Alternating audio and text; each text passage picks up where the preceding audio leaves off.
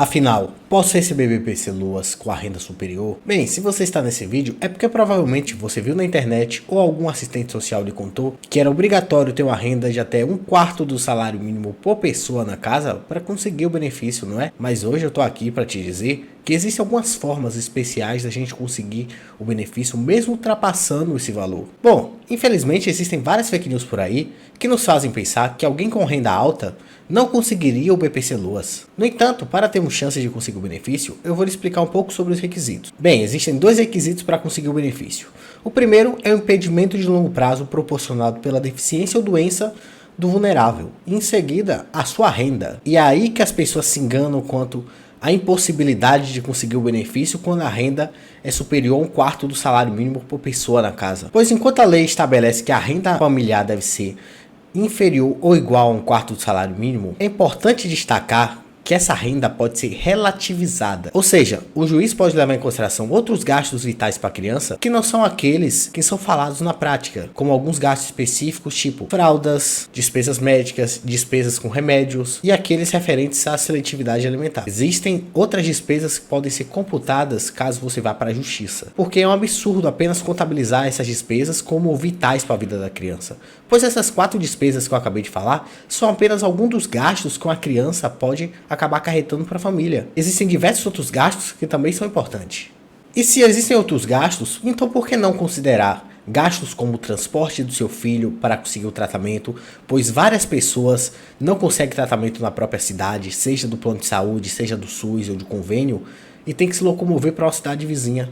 Por que não contabilizar esse gasto recorrente em que a criança toda semana, todo mês, precisa de transporte para se locomover até o médico? Infelizmente o INSS não computa, mas dá para pedir na justiça para que seja computado. Assim como também pode pedir na justiça que seja computado a mensalidade da escola para crianças especiais, o aluguel da casa em que os pais moram. Afinal de contas, algumas pessoas não têm condição de ter casa própria.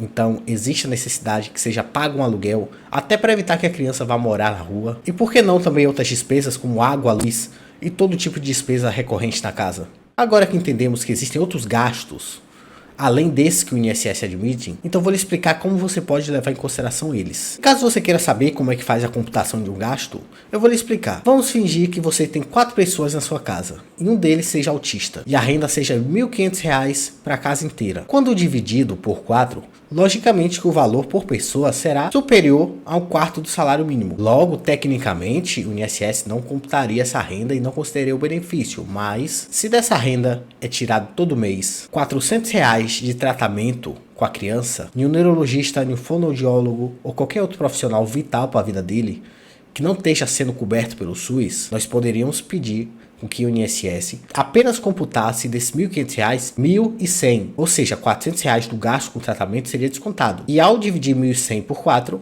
logo teríamos o valor inferior a 1/4 salário mínimo. Porém, existem outros gastos além desses 4 que eu tinha falado. Então, existem algumas maneiras de pedir que o juiz leve em consideração os outros gastos, como eu acabei de falar: água, luz, aluguel, transporte para se locomover até o local do tratamento, como no caso de crianças que precisam se locomover da própria cidade. Isso acontece porque na justiça se entende que além dos gastos que o INSS leva em consideração, existem outros gastos importantes. E ao pedir para o juiz levar em consideração esses outros gastos recorrentes da casa, é possível conseguir o benefício diretamente na justiça. Então, se o INSS negou seu benefício porque você tem uma renda mais alta, não desista. Você tem chance de conseguir esse benefício na justiça, tudo bem? Na prática, o que vai acontecer quando você pedir na justiça é que vai um perito até a casa da criança que necessita do benefício avaliar as condições de vida dela. Não apenas vendo os gastos, mas vendo a casa, se de repente é uma casa mais pobre, com uma família em uma condição mais humilde, e se demonstrar que essa criança necessita do benefício, como por exemplo, uma criança que mora na favela, que infelizmente não tem o saneamento básico, muitas vezes, que é necessário, e muitas vezes tem difícil locomoção, ou uma família que mora em um local